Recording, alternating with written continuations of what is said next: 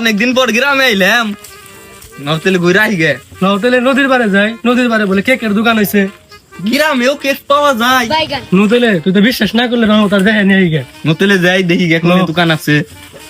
সকাল সকাল কেক নিয়ে এলাম, একটা কাস্টমার পাই না। ওই যে দুইজন লোক দেখা যায় আইবেন হইছে, তাইলে ডাক দেই।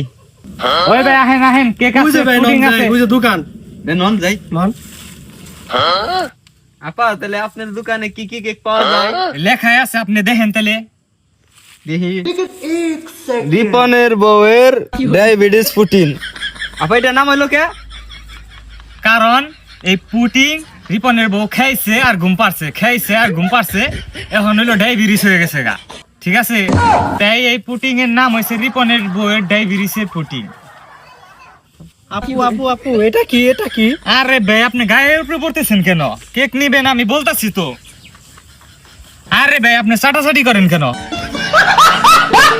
আপু একটু টেস্ট করলাম। আরে কিনে টেস্ট করেন ভাই।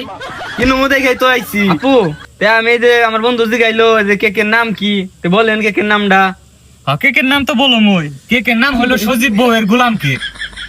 কে কেকের নাম সজীব বললাম, কে কইলো কে? আরে সজীবের বউ এলো কেক আনতে কইছিল, সজীবে এলো আনতে পারে নাই, পরে সজীবের বউ ধরে মারছে সজীবকে। ঠিক আছে, এখন হইলো পরে আবার কথা হই না, কেক আবার নিয়ে গেছে, এই জন্য সজীব বউয়ের গোলাম কেক হয়েছে, বুঝছেন ভাই? আর আপনি কি কেক কিনতে আইছেন না ফেজলামি করতে আইছেন? আপু কেক কিনবার আইছি, কেক তো কিনো মুই। তাহলে কিনেন, কিনে এলো শেষ করেন। আরে এক বাটপারের পাল্লায় পড়ছিলাম, আমার প্রোটিন নিয়ে গেছে গা। হাই হাই, আরেক বাটপারে দেখি আমার হইলো কেক নিয়ে গেছে গা। Bye bye, tata.